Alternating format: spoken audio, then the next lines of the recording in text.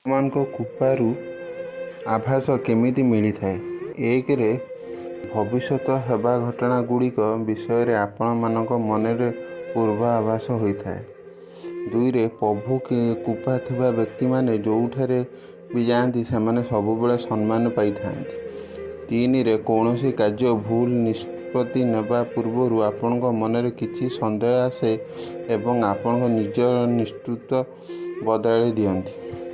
ଚାରି ଦୀପ ପ୍ରଜ୍ୱଳିତ କରିବା ସମୟରେ ପୂଜା ଧୂପ ପ୍ରଭୁଙ୍କ ସମ୍ମୁଖରେ ସାମ୍ନାକୁ ଗତି କଲେ ତାହେଲେ ଜାଣିନିଅନ୍ତୁ ଈଶ୍ୱର କୃପା ଆପଣଙ୍କ ଉପରେ ଅଛି।